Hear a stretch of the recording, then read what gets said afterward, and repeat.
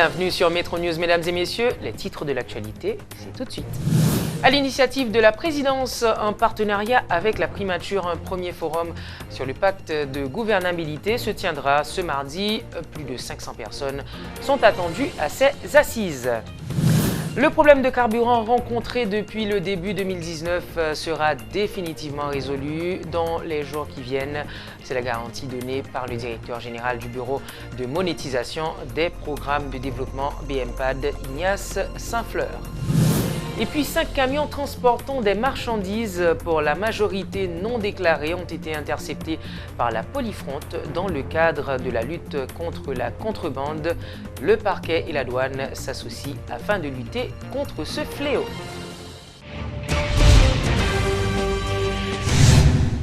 Un premier forum sur le pacte de gouvernabilité proposé par la primature se tient ce mardi à Port-au-Prince.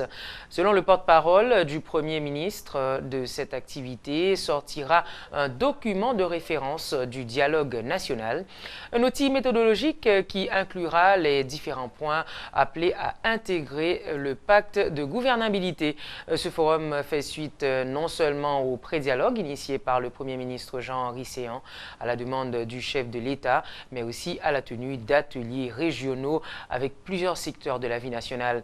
Pour faire le point, nous avons avec nous Dudley Aurelius du Bureau de communication du Premier ministre. Monsieur Aurelius, bienvenue sur Metro News. Bonsoir et merci, Madame Giraud, de me recevoir à Métropole. Alors, Monsieur Aurelius, pourquoi un tel forum?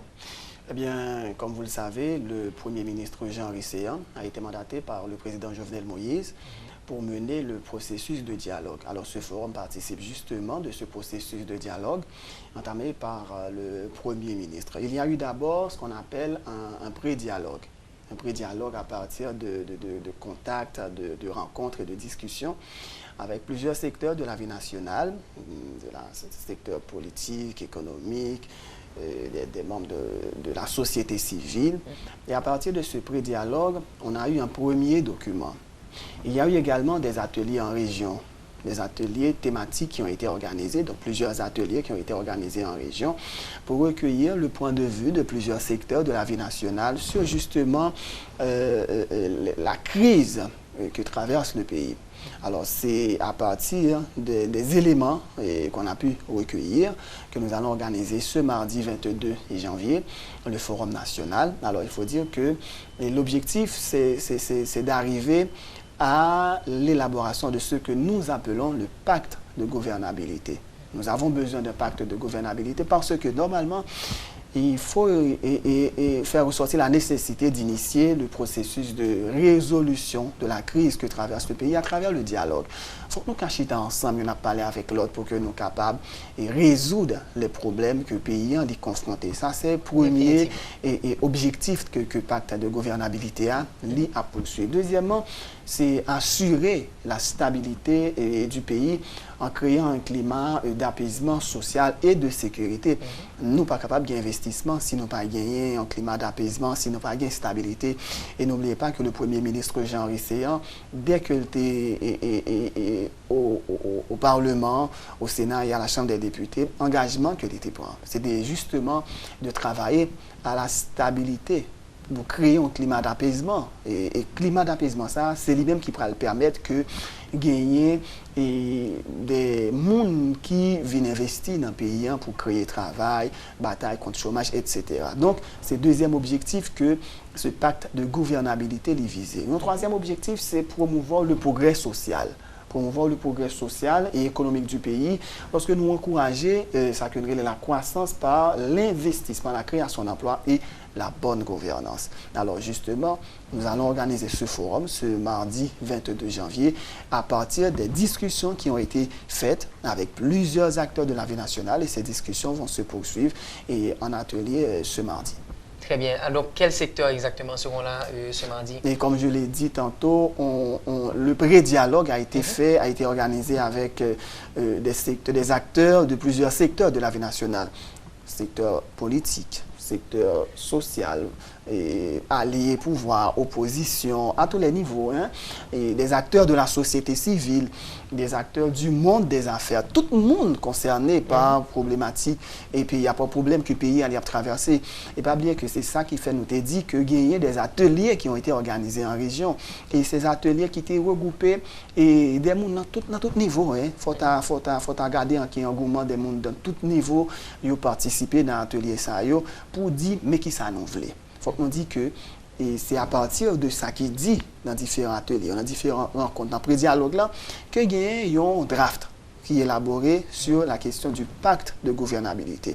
Et ce forum que nous allons organiser, il va gagner justement le Premier ministre qui va le coup d'envoi. Et à partir du coup d'envoi, il va gagner des ateliers thématiques qui vont organiser tout au long de journée. Et de ces ateliers thématiques, il va gagner des réflexions qui vont être faites pour aboutir justement à un document. Et document ça, et le chef du gouvernement va le soumettre à président, son excellent Jovenel Moïse, qui était la mission justement pour que les mène un processus de dialogue là.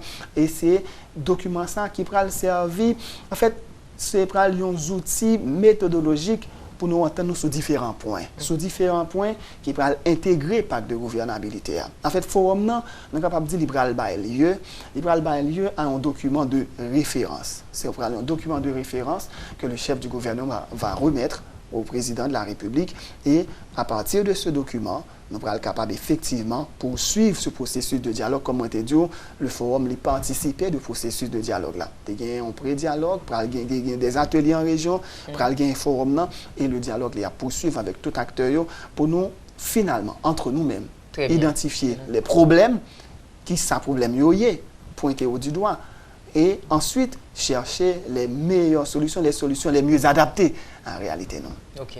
Alors justement, est-ce que tout secteur est secteur opposition, est-ce qu'il y a un membre de l'opposition qui est présent?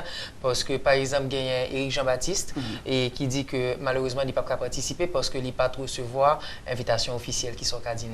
Bon, et sans vouloir citer nommément et monde qui a participé dans le forum, on a rappelé, j'en ai dit tout à l'heure, que il y a un pré-dialogue. Le pré-dialogue là, est fait avec des rencontres. Ou doit participer dans le processus là, ça ne veut pas dire pour autant que si vous pas participer dans le forum qui fait mardi 22 janvier, vous pas dans le processus là. Le processus là est initié à partir de contacts. C'est-à-dire qu'il y a des gens, pour le ministre, il parler avec eux directement, il recueillir point de vue. Il y a des gens qui rencontrer, il y a des gens qui participent dans l'atelier. C'est ça que nous appelons le pré-dialogue là. Il fait avec des secteurs, des alliés du pouvoir, certes. Il fait avec des membres de l'opposition également. Il fait avec des membres de la société civile. Il fait avec également des membres du secteur privé des affaires. Donc c'est tout le monde ça qui sortit dans tout secteur. Il y a un pile qui réagit favorablement, fort heureusement, et qui a participé. Et ça veut dire que la porte a été fermée, pas de dire que c'est un processus. Donc ça va continuer. Très bien. Donc après forum ça, dialogue là pour continuer. C'est dialogue là pour aller bien au-delà. Exactement. Pas bien nous dit que forum qui s'allie, il va lieu à un document de référence. C'est vraiment un document de référence que le Premier ministre va le remettre à chef de l'État. Donc ce document de référence, là bien différents thèmes qui pourraient faire partie du pacte de gouvernabilité. Que c'est social, que c'est économie, que c'est politique, que c'est la question de Petro-Caribé, toute bagaille nette, que c'est question de gouvernance même pays. Est-ce que les participants ont un document dans le Évidemment, évidemment. C'est ça que nous avons premier draft là. Premier draft là, j'en nous dis là, ils ont gagné et ils ont participé dans l'élaboration. Très bien. Comment ils ont participé dans l'élaboration? C'est parce que discussion qui mène à l'élaboration de document ça, c'est avec eux que le fait. De pré-dialogue là, gagner un document qui fait. Et document c'est au jour le jour que gagner des ajouts qui a fait la dernière à partir de ça que mon yo pensé. Il faut justement des bail encore une fois possibilité pour que gagner d'autres idées qui entrent dans la feuille de route ça. Et c'est à partir de cette feuille de route que le dialogue il va le faire avec divers secteurs, des acteurs de divers secteurs de la vie nationale.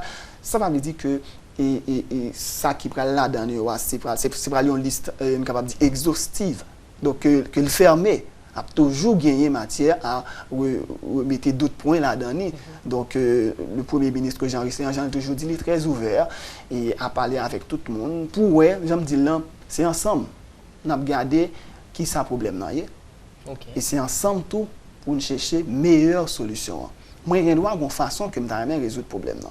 Comme ça, tout, on doit avoir une façon que tu résoudre le problème là. Mais là, regarde des façons que nous avons résoudre avec façon que ou même nous avons résoudre nous peser de pour et le compte, nous mettons intérêt pays en premier, nous allons jouer une meilleure solution.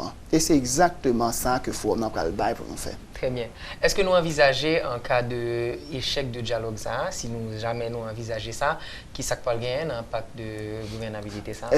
Bon, parlant d'échec, il n'y a pas lieu de parler d'échec. Parce que comme on dit, draft pacte de gouvernabilité, il fait à partir de dialogue qui fait déjà. Donc cela veut dire que plusieurs acteurs ont déjà participé dans le processus là. Donc, c'est un processus qui a continué. Pour gagner des ateliers thématiques, sur tout thème que nous avons cité là, justice, économie, sécurité, santé, sociale, etc.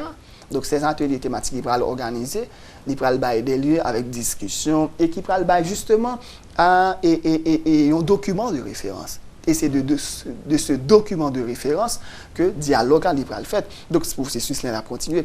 Pas bien, nous avons une année qui gagne en pile d'importance dans l'histoire. Et année ça, on va avoir des élections au mois d'octobre.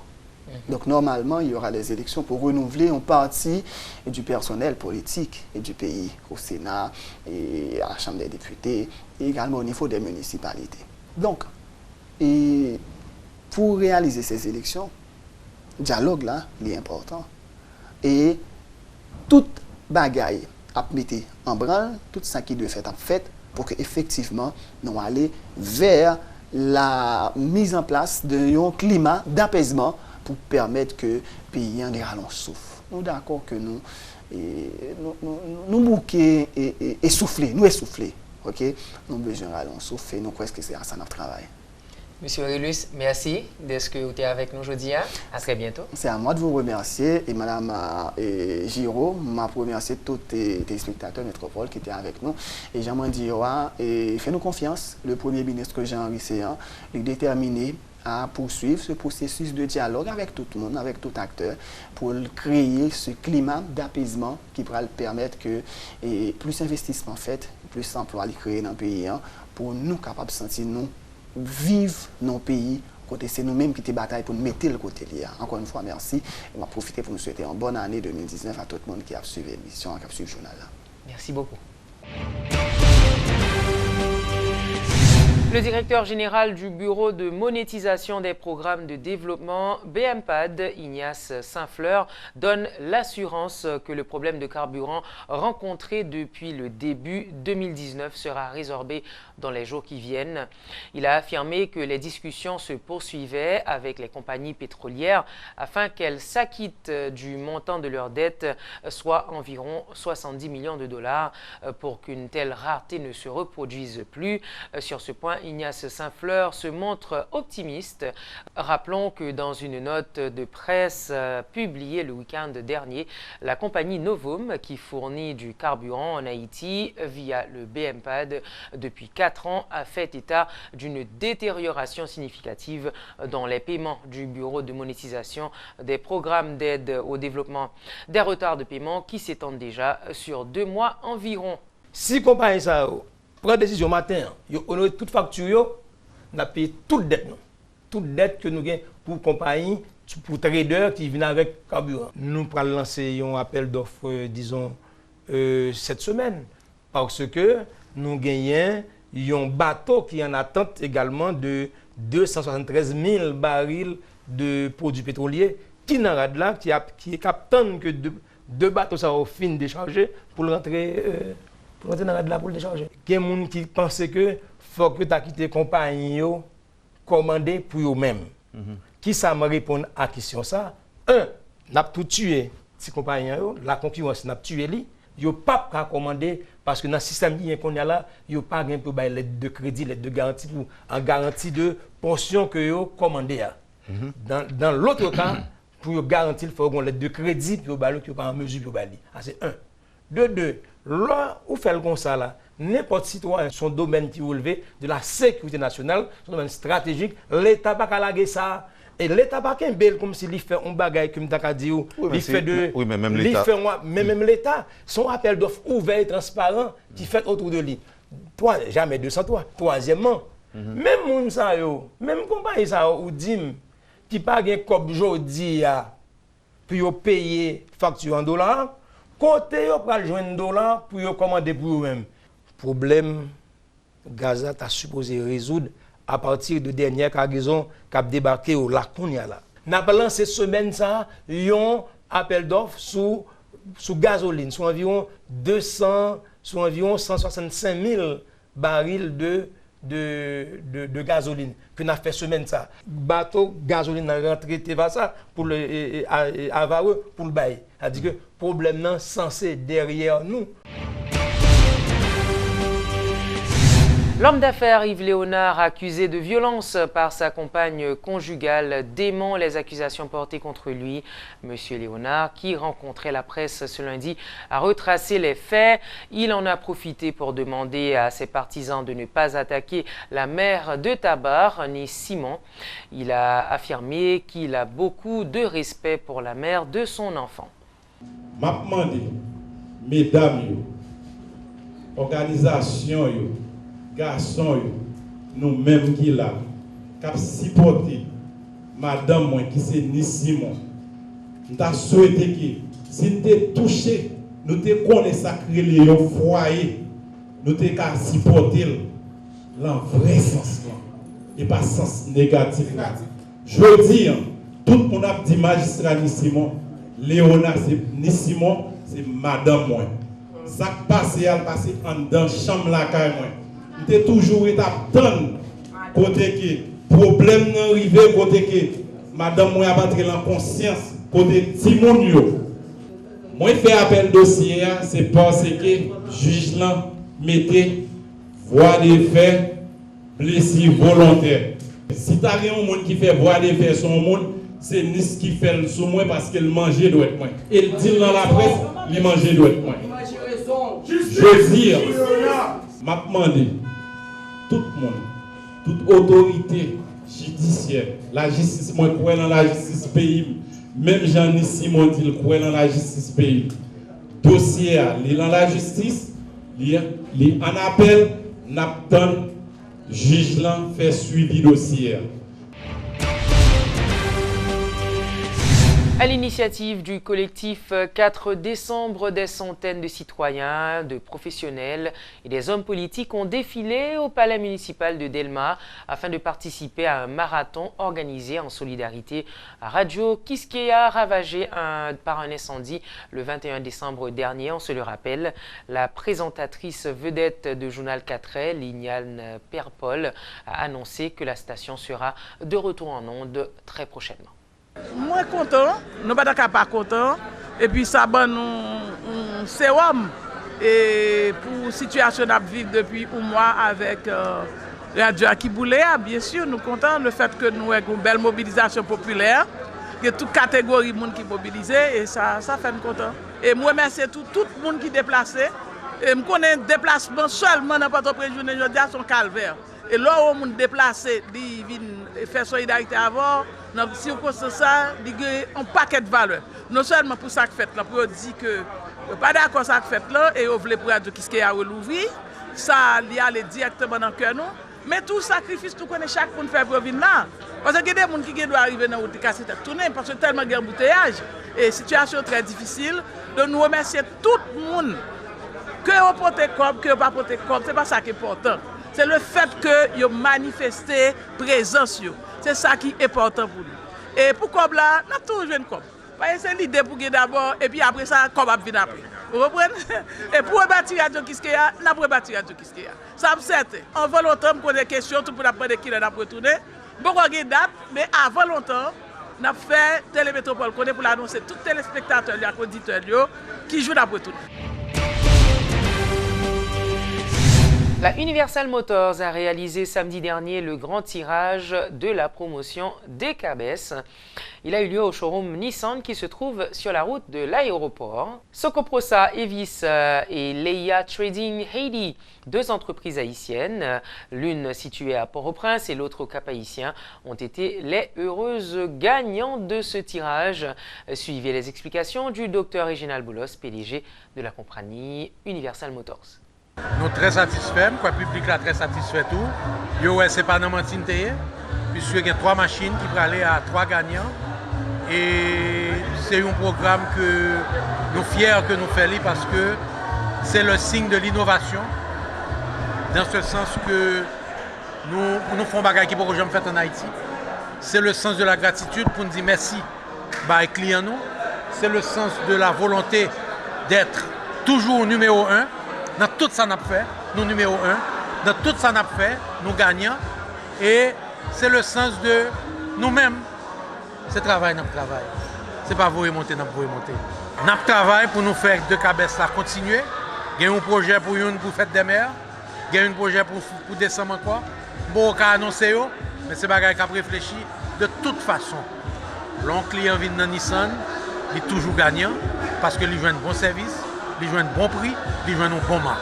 Et nous, c'est une rare entreprise qui, pour les gens qui sont qualifiés, nous offre financement interne. Nous ne pouvons pas voir là-bas pour venir jouer une machine ou à la veille. La 13e édition du Festival international de jazz de Port-au-Prince a débuté le week-end dernier. Le public a en effet répondu au rendez-vous du week-end malgré le problème de carburant depuis 2007. À la mi-janvier de chaque année, la Fondation Haïti Jazz propose au public mélomane le Festival international de jazz de Port-au-Prince. Pendant 8 jours, du jazz de tout horizon et de toutes les couleurs, de nombreux concerts de musiciens de plusieurs pays, des soirées after hours et des jam sessions, des artistes haïtiens locaux et de la diaspora, des ateliers et des conférences gratuits.